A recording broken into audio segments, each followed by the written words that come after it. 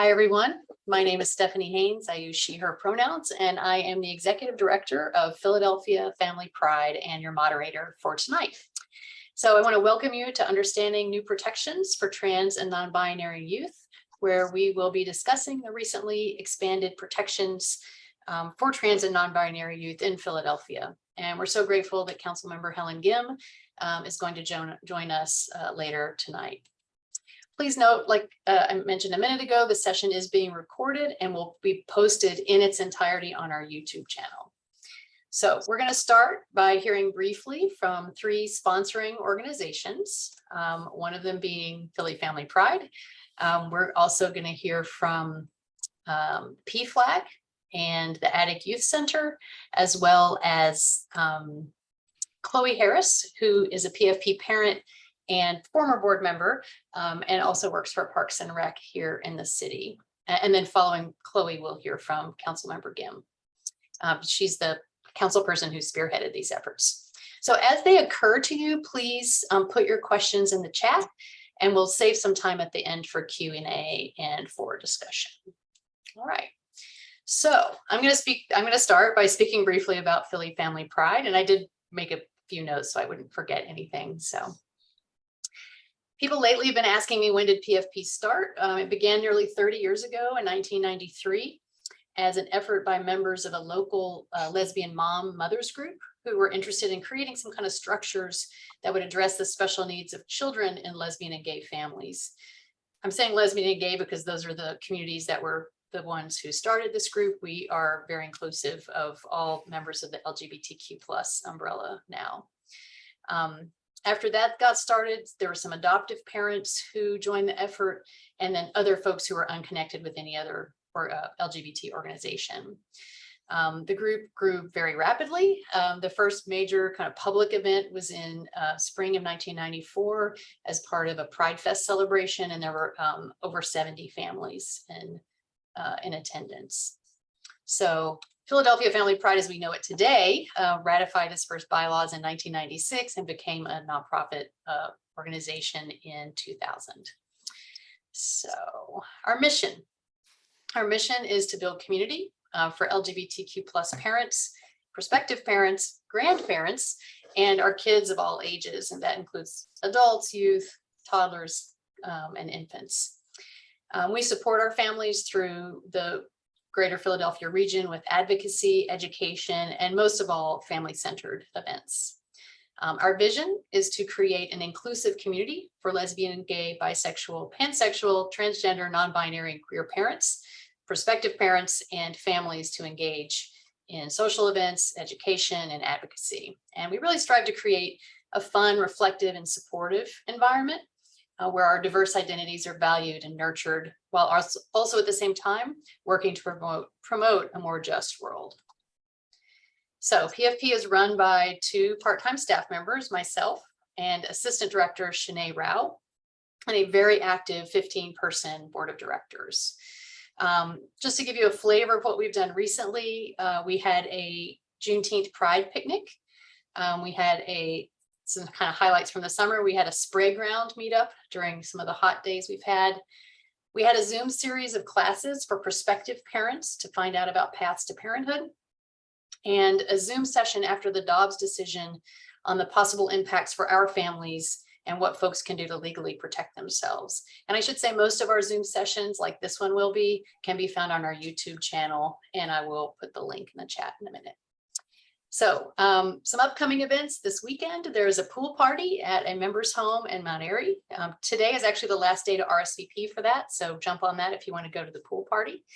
We're also going to meet up in Clark Park on Friday, August 19th to have a picnic dinner and watch the Pixar movie Soul. That's sponsored by University City District. And you can find out more, of course, on our website, on social media. I will put those links in the chat. So we are next going to hear from Erin Ellis. Erin, are you ready? I'm ready. Awesome. I'm ready. All right, take it away. You're welcome. Thanks for being here.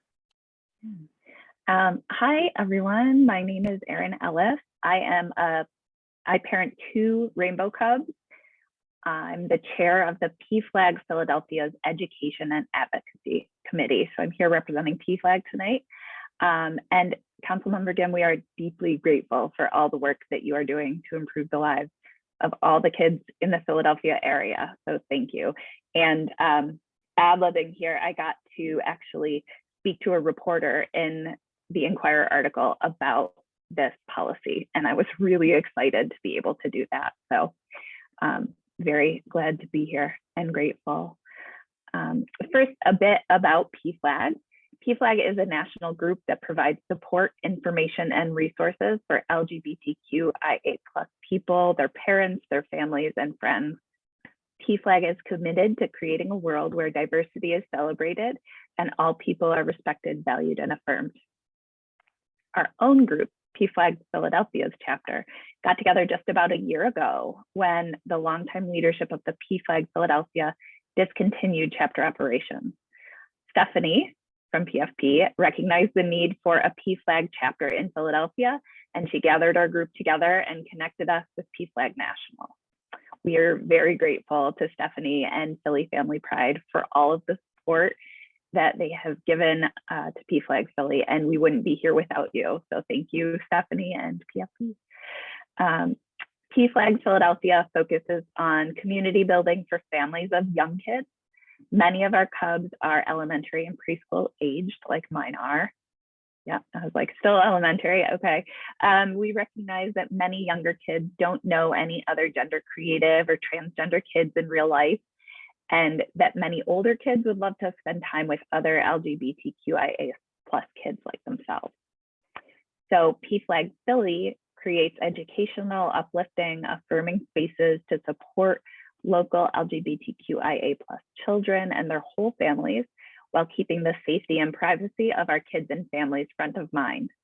Safety is very important to us with the little ones, especially, but online we share limited information about our meetups, even inside our own private Facebook group. We don't share photos that show our kids' faces. We emphasize to our families to take responsibility around not outing their kids. To help families meet and support each other, PFLAG Philly has the Facebook groups for connecting online.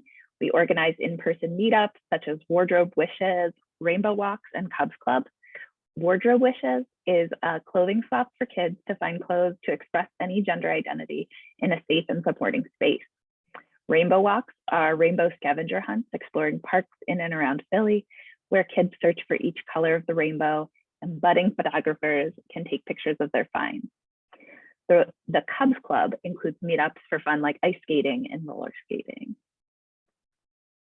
Families of PFLAG Philadelphia, we make sure that our kids know that they are not alone. We help them to form their pride. And together we share resources, celebrate triumphs, endure trials, and pass around recommendations like for books and clothes, and tips about things like how to manage conversations with strangers. And in fact, right now I'm having one about, oh, I need to CC at the school to have our gender support plan in place.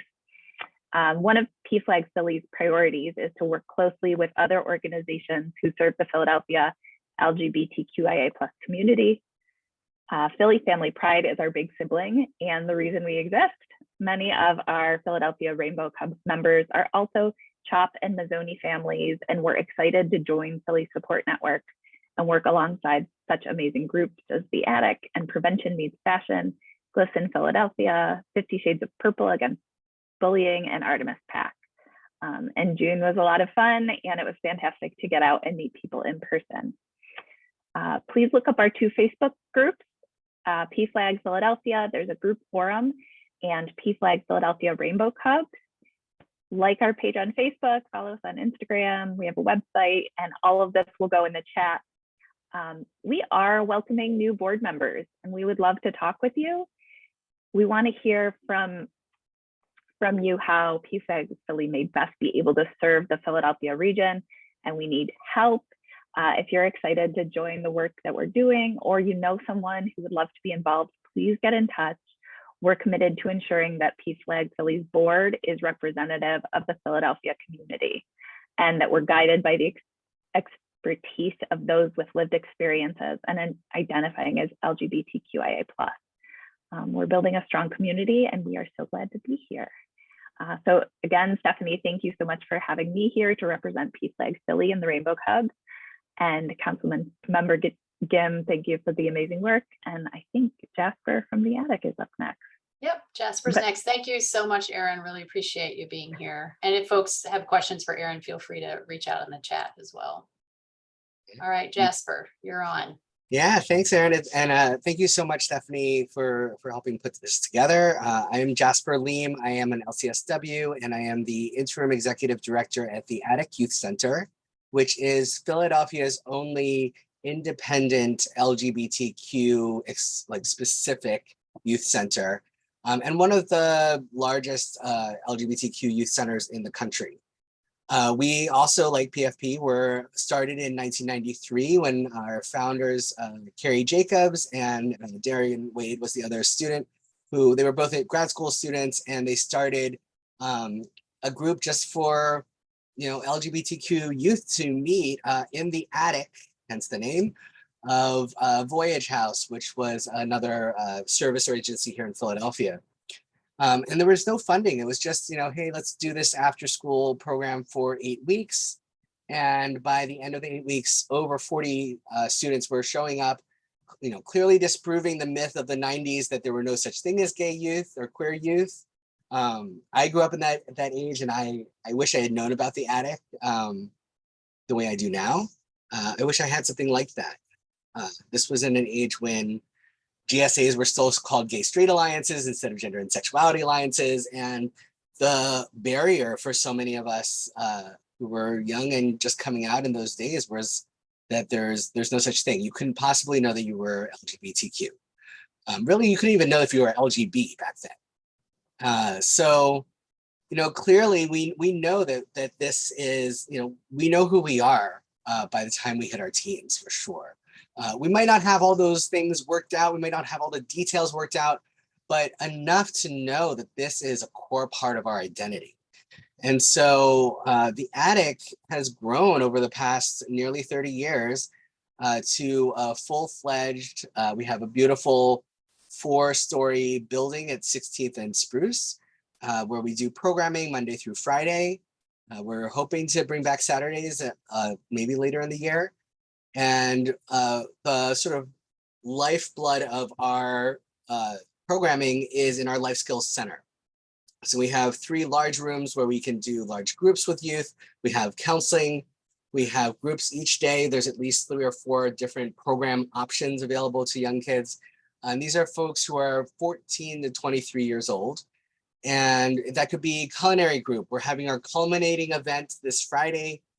For our summer group. They just finished making a cookbook on healthy meals and snacks and learned all about nutrition and where does food come from. What is a carb? I know all about the carbs.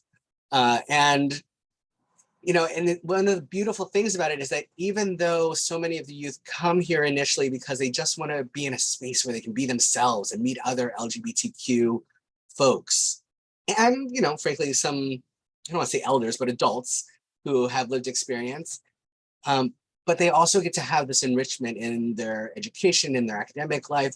We do work readiness, we do career coaching, helping folks set up their resumes, figure out how do you read your first pay stub, and also navigating the things like going to school or figuring out what is the right label for your identity, whether that's for sexuality or for gender. And we know that over the past 30 years and then some, that queer youth needs space. And even though a lot of our schools have gotten so much better at being inclusive of our trans and gender diverse youth and students, it's different when you go to a space where the whole group there is part of your community, right? You're not the outlier anymore. And that's why our motto for nearly 30 years has been that it's okay to be you, because this was one of the first spaces where queer youth could come and just be themselves. And that's one of the things I absolutely love about this space. Over the years, we also added mental health programming. So we have full-time and part-time therapists and counselors who provide individual, family, relationship / couples, as well as group therapy options. And we have grown and included also our Bryson Institute, which is our sort of training and advocacy arm. And my first experience working with the Bryson Institute here was actually in 2016 when the school district passed their policy 252, which was largely informed by youth who were doing programming here. They said, hey, we are gender diverse youth and we need a way for the school district to recognize who we are. We need to know that we're safe in our schools. And so we helped develop the policy and have worked with the school district since then to help train their staff and their faculty. And that is still done through the Bryson Institute. And back then in 2016, resources were scarce. And so the school district said, hey, great, you can train all of our faculty and staff, but you have to do it all within these 2 in-service days. And we had like maybe 4 trainers on our staff, and most of them were like contract. So one of the things our director back then of the Bryson Institute did was to bring in community and say, hey, I know that there are people, and I was one of them who do these trainings for, Trans 101, Gender 101. And so we all got taught on how to teach this particular policy and then rolled it out across, I want to say it was across 48 sites each day at the same time. So it was kind of a queer takeover of the school in-service day. It was kind of great. But, even though that policy has been in place for, nearly 6 years, we still hear from students who are coming in and saying, hey, I go to this school and I have a teacher who doesn't see me as this person, as who I am. And so we work really hard to engage schools and faculty on how to have these conversations, how to develop some comfort around it. But ultimately it's practice. So I will stop talking about the attic because I could go on and on and on. We'll put all of our website and socials up in the chat as well, but feel free to throw some questions as well. Thanks. Great. Jasper, thank you so much. I am now going to turn it over to Chloe Harris, who is Parks and Rec extraordinaire in Philadelphia, and I'll let her add anything else that she wants to add about herself and talk a little bit about these protections and what that means for someone who runs a rec center, and then we'll hear from Councilmember Gym. Hello, everyone. My name is Chloe Harris. I am born and raised in the great city of Philadelphia. I've been with Philadelphia Parks and Recreation since 2017, and I'm the first out trans woman to work in the field for Parks and Rec. I am a recreation leader and supervisor at Eastwick Regional Park in the Eastwick section of Philadelphia. I am also the mother of my 11-year-old son, and I've been working with Philadelphia youth in sports and recreation since the 1990s. I remember hearing about the school district of Philadelphia's trans youth protections and thinking to myself, wouldn't it be wonderful if Parks and Rec had something like that? And here we are. I truly appreciate being called into the council member's office in 2019 with other advocates for a community conversation. It's wonderful when people advocate with us rather than just for us. I was lucky enough to be around when some amazing smart people were writing the legislation, and I am honored to be one of the individuals to implement it. I would like to offer my view as someone who is not only trans, but also a staff member of a youth-serving organization in Philadelphia. I'd like to explain why this legislation matters from a practical view. Let's start with names and pronouns. This is so important because we want all the kids and all our programs to feel respected and affirmed. I assure you with firsthand experience, there's nothing like seeing a trans kid just light up when they're addressed the way they want to be addressed. It's one of the most incredible things I see in my job. They are absolutely filled with joy. A lot of staff would stick to their legal names without this guidance. They may want to follow the family of a trans kid's lead instead of letting the child dictate their own identity. If a staff member is resistant, it's the law. We have to follow the law. No one can argue with you, and the kid can have the wonderful experience they deserve. Kids can unfortunately be bullies sometimes. Consistent dead naming and misgendering is just bullying, plain and simple. We wouldn't allow bullying for any other reason, so we can't let this happen either. We can't have hate speech of any kind. This legislation keeps these kids safe from all that while they're in our care. We don't want kids thinking there's anything wrong with being trans, and hate speech reinforces that notion. We want to affirm that kid's identity and not let them be attacked for it. The privacy aspect of the law is my favorite part because it's exactly what's missing in a lot of trans legislation. There's no disclosure of the youth's trans identity to anyone without their permission. That includes the staff, other youth, and the child's family. Now, this may seem unusual to not be able to talk to a family about their child, but this law is actually protecting the child. A lot of families will mistreat their child if they know they're trans, harass them, abuse them, or kick them out of their homes. 28% of LGBTQ youth experiences homelessness. We don't want to cause that or contribute to that in any way. Staff with even the best intentions can cause irreparable harm by disclosing the trans child's identity. This legislation gives trans kids autonomy. We want to try our best to not segregate by gender and to use gender-neutral language whenever possible. Bathroom use is always an important facet of legislation like this. Just let the kids use the bathroom of their choice. We can let them know they're free to use a single stall if you have one. If not, we can let them use an office bathroom. It's what I've done for years.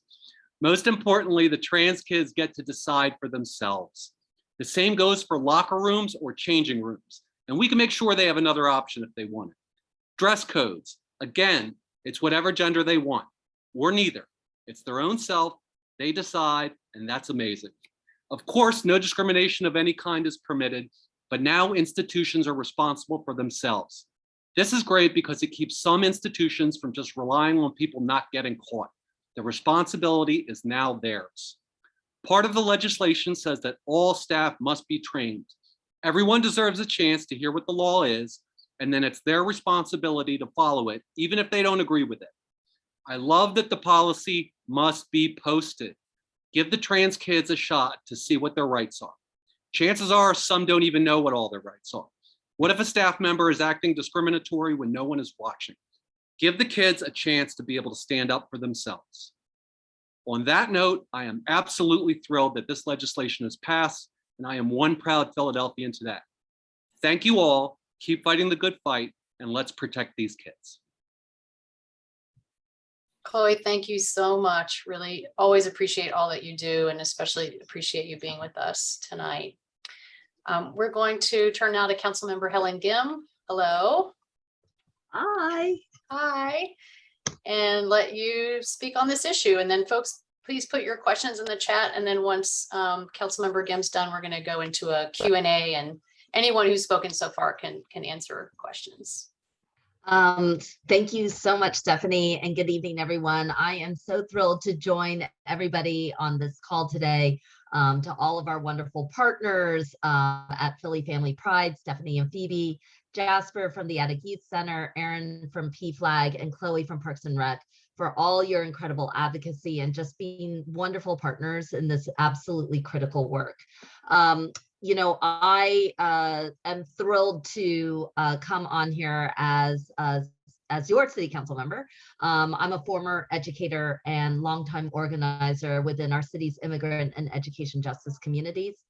As a young teacher in the 1990s, I helped support the formation of the School District of Philadelphia's first non-discrimination law. I think it was Policy 102, with Rita Dessa, and may she rest in peace and power.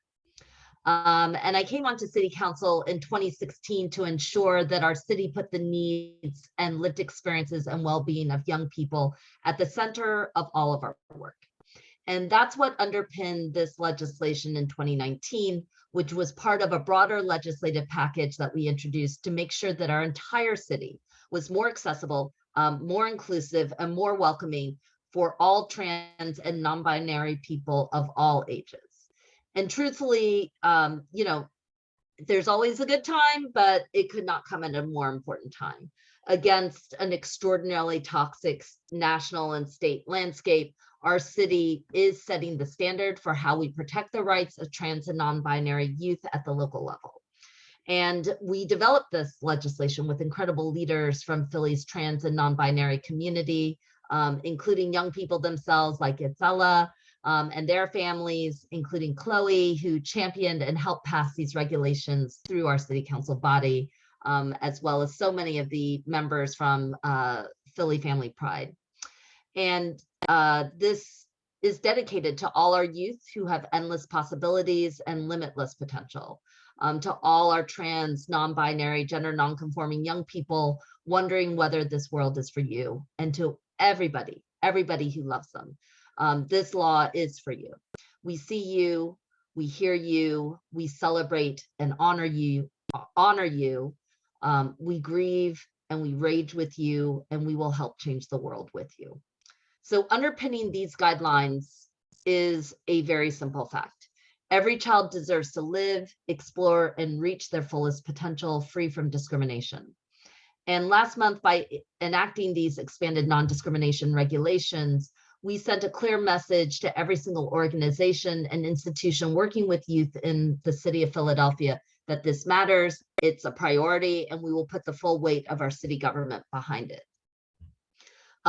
Especially in light of the attacks against extraordinary athletes, inspiring up and coming leaders and young people, it is extremely vital that we have enforceable, clear, and transparent protections for our city's trans and non-binary youth. In so many ways, I want to emphasize how our city has been a leader in protecting all of our populations.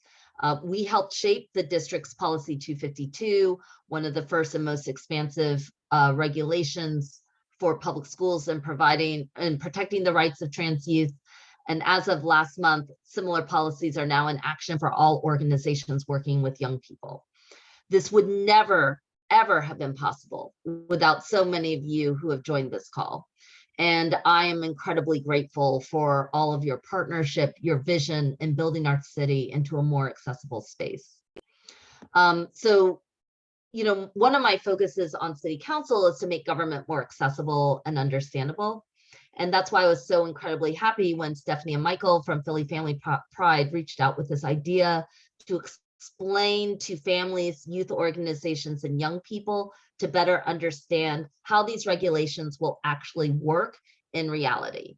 And a clear part of making these regulations real is awareness. It is not enough to have these protections in writing. It never is. I never pass policy for the sake of passing it. Policy must be seen and felt and exercised by our city's young people and their families in order for it to be real. So for just a few minutes, I want to walk through what these regulations look like, although I think Chloe did an amazing job. And then I look forward to just being part of the Q&A period if we can be helpful. So right now, our focus is on awareness with organizations all across the city. The primary goal is to ensure that these protections are incorporated into policies within institutions, rather than placing the onus on our communities or on people or young people themselves within this community to inform the organization.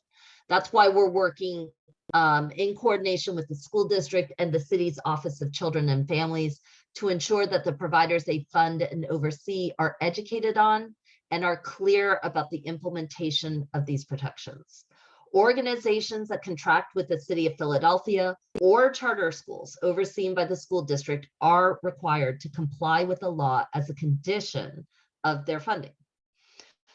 This legislation, I just want to do just a quick set aside as well, that I strongly encourage Philly Family Pride, the TheAtticYouthCenter, all the organizations who are on this call to be part of one of the 80 different listening sessions that the superintendent of the school district of Philadelphia, the new one, Superintendent Tony Watlington, is currently hosting. He is meeting with a lot of organizations, and he should be absolutely meeting with this coalition to make clear about what the law says, and that the school district will be held to high account for enforcing it all across its system. In the past, what we've said is that the school district itself could be a standard, but with a new superintendent, I just cannot underscore how important it is for that individual to see and hear directly from all of you on this call, to let them know how seriously we take gender affirmation, protection of our trans and non-binary young people, of violations, of egregious violations and abuse that has actually happened in the past at the school district's expense. And that, we are in partnership for creating safe and inclusive communities, because let's be clear, it's, victims of discrimination, hate crimes, and violence are all people within a community who allow these things to be perpetuated and think that nothing can be done. It is not just the victim themselves, although that is extremely serious. It is, I'm very clear that the harm done to all communities when we allow violence or hate crimes to be perpetuated is profound and deep. And that is why we're so serious about holding all organizations and institutions to account. I'll say very clearly that this legislation broadens our city's non-discrimination regulations to include gender, non-conforming, non-binary, and transgender youth, and that these definitions are applicable in any organization serving young people that is open to the broader public, whether they're educational, whether it's recreational, whether it's a residential program, an after-school program, a charter school, et cetera, et cetera. As long as they're trying to reach a broad swath of young people, they are being held to account for these definitions and regulations. And again, as mentioned, similar policies have been in effect in the district covering public schools for a number of years. I think we all believe that the district can do a lot better. So we are going to rehold the district to account according to a city law and not just according to their own regulations. There are several significant things that these regulations require institutions to do. And we've worked hard, I think Chloe laid this out very clearly, to ensure that privacy is emphasized throughout this process. So I think that, again, Chloe said this, we just want to underscore, organizations must use a young person's preferred name and pronouns in all their interactions with youth. This was especially important during online learning, when children's and young people's dead names were often automatically placed in. And they must protect the confidentiality of a youth's identity unless a young person authorizes them to disclose it to others.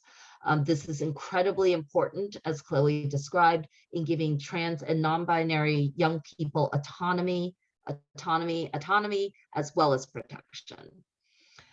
There are harassment and bullying protections as well. I have been very active in helping write the district's first anti-bullying, anti-harassment policies under a federal consent decree back from 2012. Institutions are required to take steps to prevent derogatory, offensive, harmful language used in communication with our trans and non-binary youth populations. There are best practices for implementing gender-neutral language in correspondence, for example, using they rather than gender pronouns, and organizations are instructed to reduce or eliminate the practice of segregating youth by gender. In cases where that's not possible, youth are allowed to participate consistent with their gender identity. This also applies to dress codes. And, one of the other personal things, that we've been involved in is like dress codes, extraordinarily special occasions in young people's lives. They can be dances, they can be graduations, they can be all these wonderful things that should be celebratory and joyful. So to the extent possible, institutions must reduce or eliminate the practice of gender-specific dress codes. That's what it says in the law. We're very clear, though, that in practice, that we don't approve of gender-specific dress codes. Where dress codes must exist, children and young people and children are allowed to dress in clothing that, again, corresponds to their gender identity and or their gender expression, and that includes maintaining a gender-neutral appearance. We also know that this is going to take a significant cultural shift and training amongst all staff. That's why the regulations also require that these organizations conduct regular training to better prevent and respond to any violations of these regulations. Our hope is to have broad compliance to these regulations in the near future. We will be working very closely with the Philadelphia Commission on Human Relations to develop a fact sheet that organizations and families can access to address some of the most common questions. And we absolutely welcome all of you as a coalition to help with the, writing of this fact sheet, because it's important that it gets vetted through you, so that the language is clear, so it's accessible for the young people and families whom you serve, and that we are particularly attentive to any areas where there might be violations or any kinds of problems, because we want to be able to respond quickly and swiftly. So just very briefly, I just want to shed some light on what the process looks like when the regulations are not complied with. So discrimination violations are handled and addressed by the Philadelphia Commission on Human Relations. If any of these guidelines are not being followed, families can file a public accommodations complaint with the commission in person or via email. Once the complaint is filed, the commission will begin its confidential process. These complaints will remain completely private, except to the parties who are involved, the complainant, as well as the organization or institution and the commission. In most cases, the commission, to be clear, does require a name to be attached to these complaints. However, they will remain flexible and are willing to allow adjustments to that policy on a case-by-case basis, should there be good cause, and if the safety of the young person is at stake. When the institution is notified, they are explicitly told of the city's anti-retaliation policies. So we have a whole other set dealing with anti-retaliation. It is your right, absolute and clear, to file any manner of complaint, and in no way can any institution harass or threaten you for doing so, or the city's anti-retaliation policies will go into effect. The commission will take any kind of retaliation incredibly seriously, and it will be brought into consideration in reaching any sort of settlement. And believe me, as an individual who dealt with a significant amount of retaliation when we were filing harassment complaints against the school district of Philadelphia, I take this aspect of the work extremely seriously, and will certainly be your partner in making sure that any kind of retaliation or threats or any implied threats will be taken seriously by our body and by the commission. The commission wants to emphasize that while their process occasionally resorts to a formal investigation and hearing to reach a settlement in terms, oftentimes agreements are reached before navigating these processes in their entirety. And that's why we want to remain focused on public awareness and the ability to exercise young people's rights to have agency, and to ensure that institutions are in the business of abiding by the law rather than being forced into compliance. Now, in cases where we have to go through a formal investigation and hearing, the commission will work to reach a settlement to ensure regulations are complied with. Oftentimes, settlement terms have long-term check-ins to ensure that the agreed terms are in action, and the commission also has tools at their disposal to enforce compliance, which can include fines. And as mentioned, we're currently working with the city's law department and the Commission on Human Relations to finalize a formal document outlining all of this information. And again, continue to welcome your participation in helping make sure that that document is clear and accessible and isn't like super technical. We have all of your emails that are collected through registration. We'll be sharing it out, and we'll be making sure that everybody has access to these sheets through our public channels, as well as on websites, social media, etc. So again, I hope that gives you a little bit of background, explains how serious we are and dedicated and committed to this work. And I just want to thank everybody for being on this call, and look forward to the questions. Thank you so much. Really appreciate all of that. We do have some questions, so I'm just going to jump right in. I think you covered, where does this policy cover, and maybe we could go into that a little bit more. So a couple of questions in that vein. One is, does this apply to private schools operating in the city? So I guess if they're open to a wide, you were saying if it's open to like the broad public, so Yeah, maybe that's right. So it's mostly for all like kind of public serving youth entities. So if it's broadly open to the public, then this law does apply, whether or not it's I don't think it's related directly to funding. It's not about a public space. It's if they are offering their programs to a wide variety of the public. So if you were, whether it costs money to do that or not. So if you were paying into an after school program or paying into like swim lessons for your kid or a theater program or something like that, then they would have to follow these protections.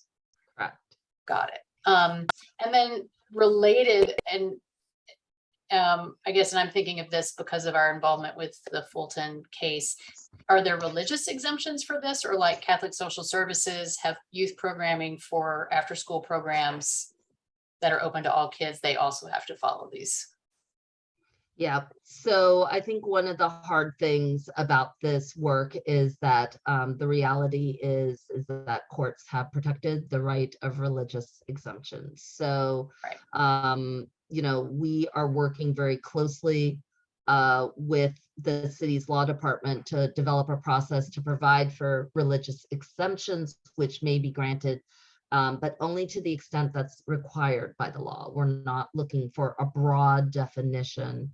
You know, we're still figuring out many of the specifics on this, as you can understand. Yeah, from personal experience. Yeah, from organizational experience. Yeah.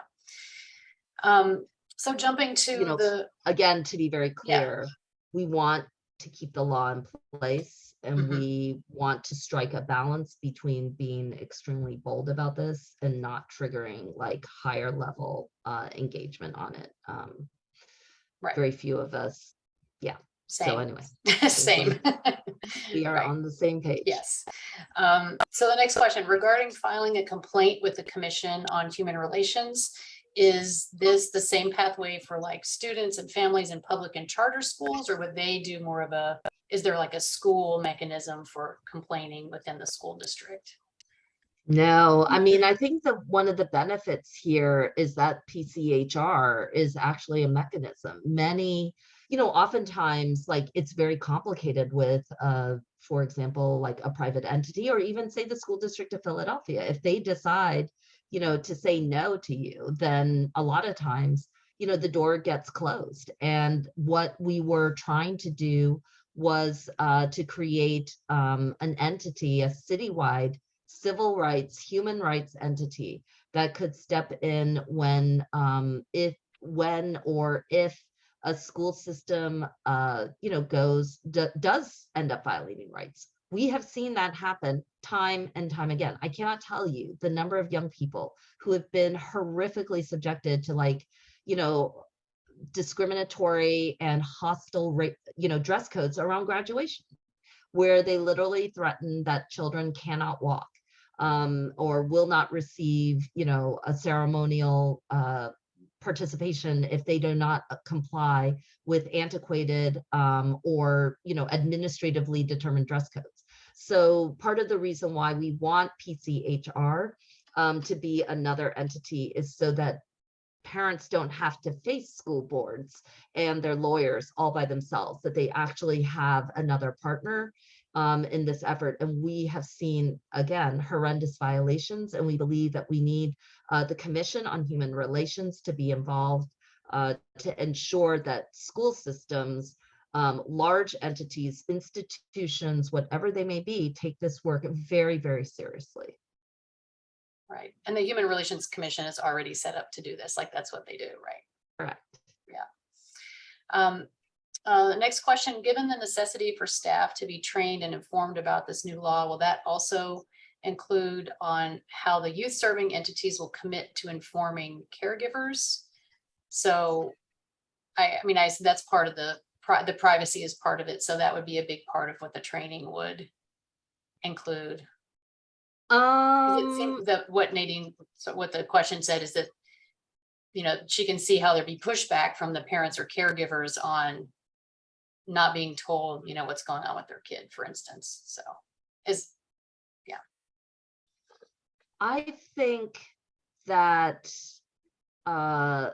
So what I would say is that the policies themselves have to be public, but that, like, it's not like they can go in and target a specific youth and their family member, because that could be perceived as threatening or harassing or outing or something like that.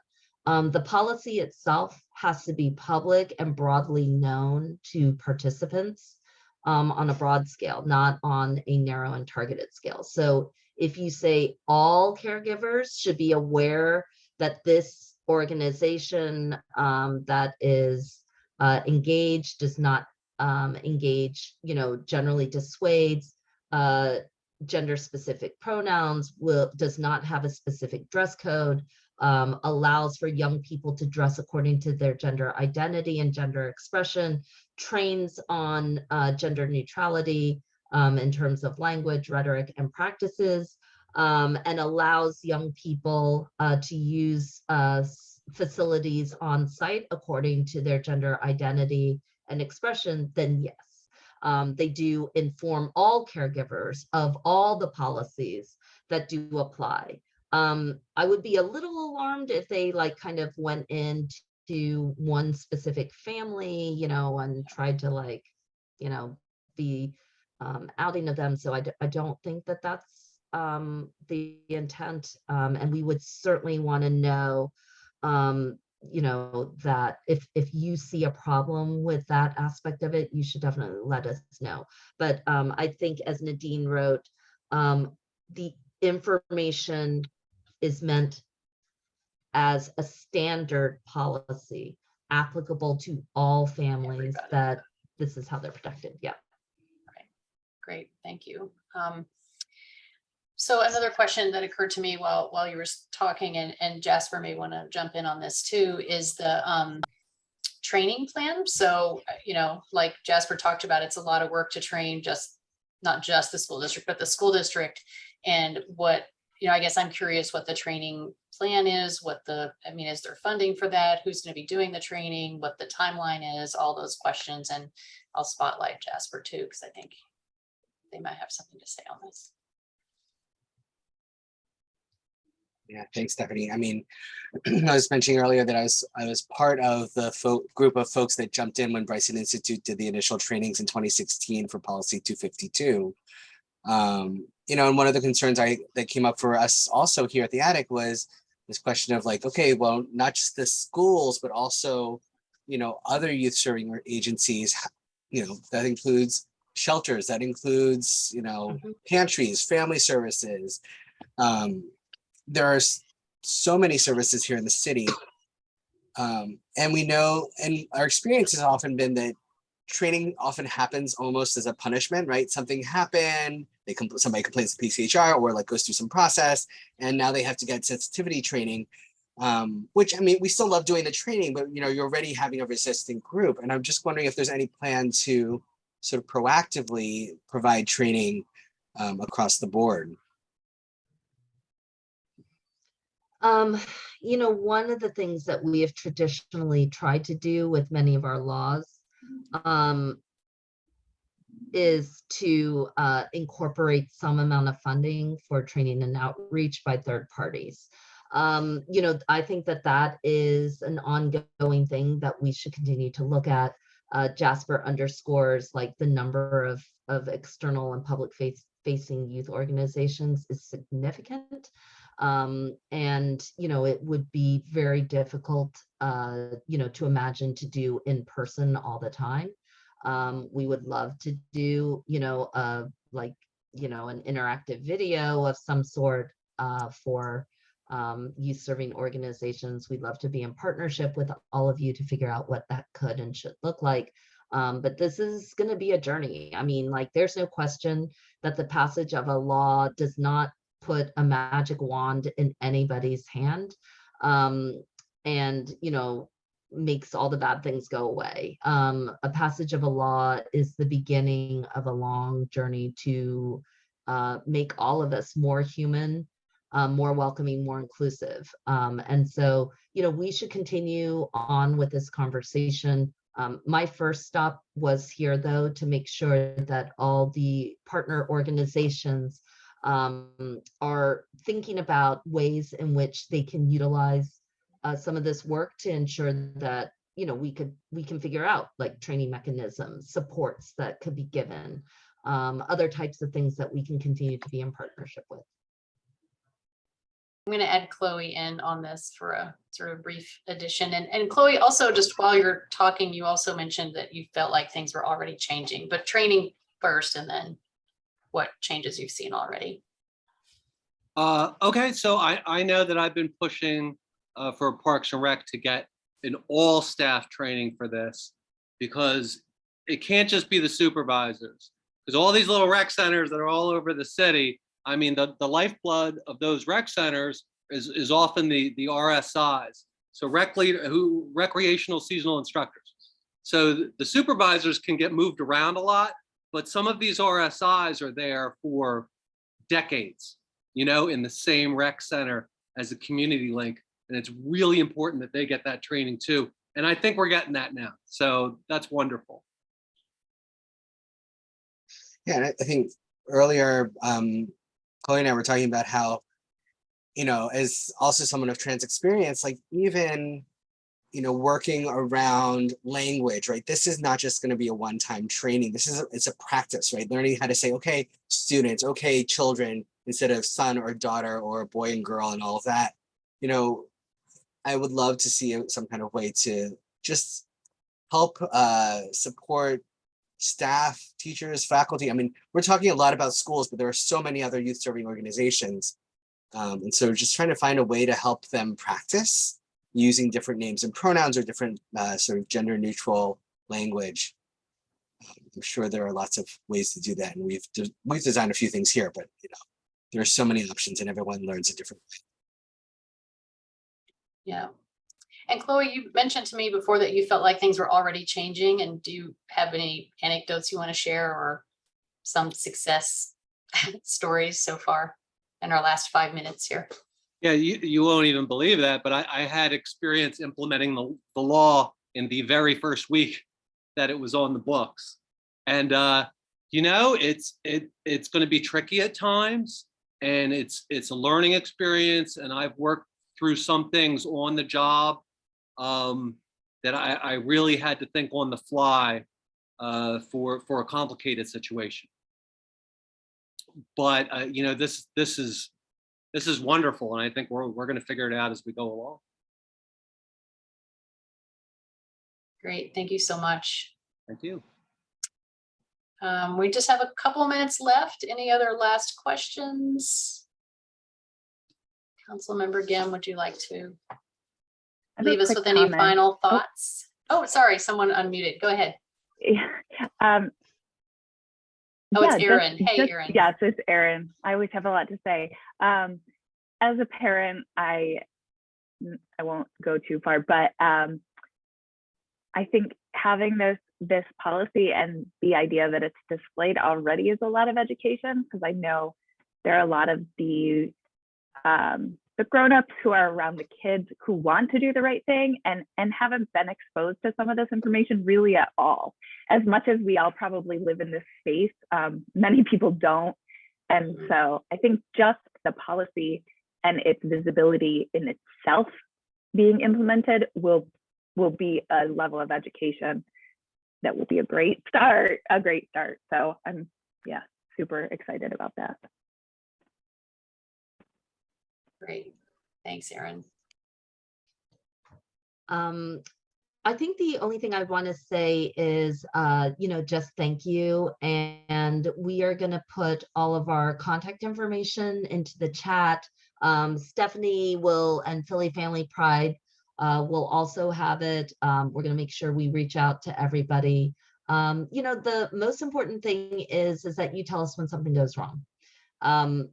Because you know, a lot of times these policies can come in with a lot of fanfare, but I think as Chloe and Jasper and Erin know very well, they can, you know, like the slog is like a year and a half from now or 2 years from now. Like, can we approach this with the kind of enthusiasm, like every single summer program, right? Like we should have a plan for every single summer program in the spring. Like, how are they going to be outreaching? How are they going to be marketing? How are we going to be like letting people and our families know that their children are equally welcome and that we take very seriously any violations?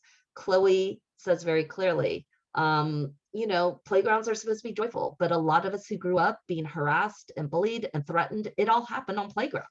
It happened in bathrooms, you know, where you're supposed to be the safest and most private in your life. They happen in school cafeterias, in stairwells, in hallways, and in casual interactions that make you feel less than loved, welcome, and sometimes even human. So, you know, we are, because we love our children and our families, you know, I want to support the energy that goes into all of us, being as strong as possible to feel as supported. Again, I am very much looking towards education outreach grants. Again, as I said, we traditionally do them with any kind of law that we pass. And I hope that people feel like, you know, they have some capacity for it. But, you know, part of being on here is that the law only lives when it's exercised, when it's demanded, and when it continues to evolve. So we will continue to be your partner on it. I'm so incredibly grateful for government employees like Chloe Harris, Cam Duran, and Christian Love Hall were my wonderful partners in my office, who helped make sure that these regulations came into play. You know, I feel dedicated and driven by this work. And I fully expect problems. Like, I fully expect for us to reconvene at some point, saying like, what the hell just happened and what are we going to do about it?